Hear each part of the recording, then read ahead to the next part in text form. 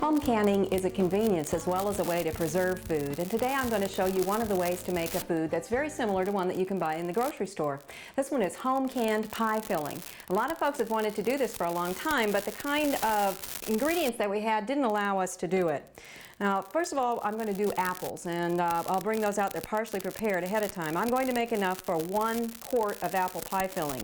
So I need 3½ cups of sugar, and then I need a special kind of starch. This particular one is called Clear Gel A. It's a cornstarch, very similar to the regular cornstarch that you would use, but slightly modified chemically so that it's able to stand up to what happens during the canning process. To that I'm adding 1/2 cup of cold water, and you might get a little bit of cornstarch that looks like it's lumpy at the beginning, but that will cook out, so you don't have to worry about it a whole lot. I would suggest, however, that you add your sugar to the pan first so that the cornstarch is less apt to cook to the pan or stick to the pan. I also added 3/4 cup of apple juice to that, and I'm going to bring that to a boil, and then I'll add 2 tablespoons of commercially bottled lemon juice. And again, we use the commercial bottled lemon juice just like with other canned products so that we have a consistent acidity. Now, this cornstarch that I've used is called Clear Gel A, and before you begin making home canned pie filling, you need to make sure that you can get this or have it on hand, because it's not something you can pick up in the supermarket. You will have to special order it, and there are about 2 places that you can get it. One of them from Made of Scandinavia, and if you contact your county home economist or county extension office, they will direct you to those companies. It's not expensive by any means, and you get a lot for your money, but you do have to order it ahead of time, so make sure that you take care of that. Now, one of the problems with home canned pie filling is that it gets extremely thick, and so in order to help cook that during the canning process, what we do ahead of time is make sure that the apples are partly prepared or blanched ahead of time. Now, the apples that I'm using today are a cooking apple, and one of the things you'll notice is that this is different than the way many people prepare their apples for home canning. Notice that I've cut the pieces very, very thick because we're going to blanch them, and that's going to soften them up. And later on, we're going to fold them into the mixture that I'm cooking now.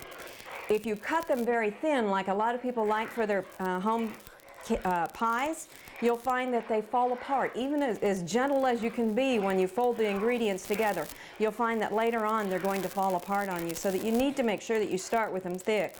Also, we recommend that you try 1 quart of pie filling. Even if you have a lot of apples and you're just pretty sure this is something you want to do, we find that varieties of apples and seasons and whatnot will change the flavor of the pie filling. So start with 1 quart at a time. This is to a boil now, so we'll let that boil for 1 minute. You'll find that the ingredients will give you, or the recipe will give you directions for doing it for 1 minute, or for 1 quart as well as 7 quarts. I usually can in pints, simply because the commercial, or the recipes that come with the commercial pies and the things that I like to do, I only need 1/2 quart.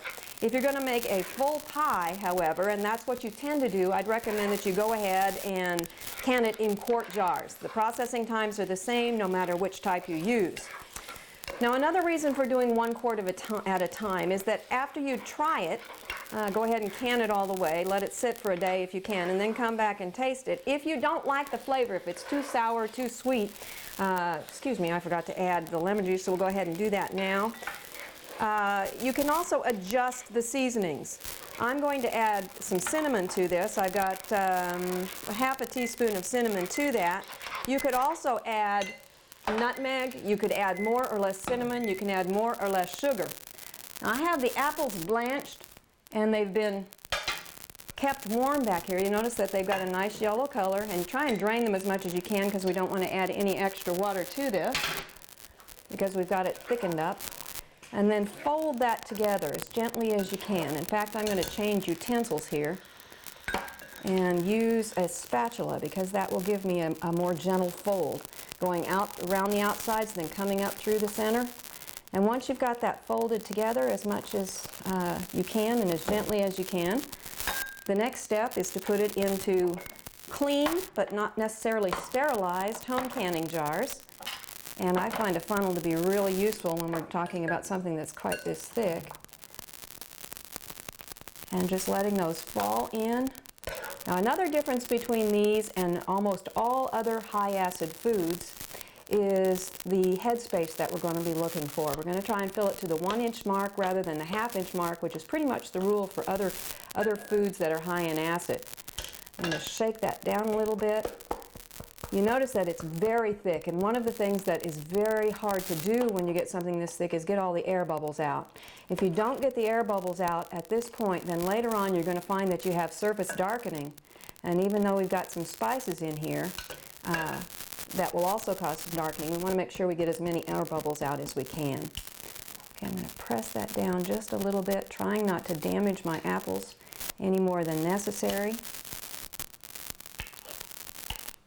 And under normal conditions, I'd take a little bit more time and see if I could get a little bit more filling in here to save time for what we're doing today. However, I'm going to progress on that.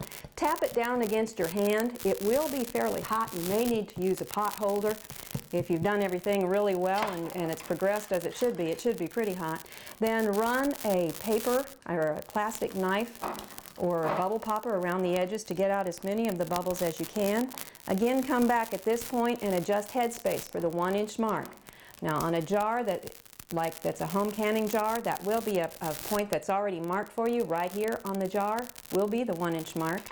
At that point, you need to make sure that you clean the top of the jar very, very well so that they will not interfere with the seal. You'll get a nice snug seal. Get a flat that's been treated according to manufacturer's directions, put that on, and then tighten only firmly tight. We've had a lot of trouble this year, a lot of calls in with people who have tightened it too much, and what they're finding is that they get a bubble or a buckle, and if the seal is still in place, then the jar is still safe to use, but it's better not to have that be the place, and that way you don't have to worry about whether or not your jar is safe to use. I hope you'll try this. Go ahead to the county office and get the recipe and procedure so that you can try it yourself at home. For Oklahoma Gardening, this is Barbara Brown. We hope you've enjoyed this classic from the Oklahoma Gardening Vault. Remember, even though these tips and techniques are timeless, there's always something new to learn in the world of gardening. By subscribing to both Oklahoma Gardening and OK Gardening Classics, you'll have access to a wealth of gardening knowledge, both classic and contemporary.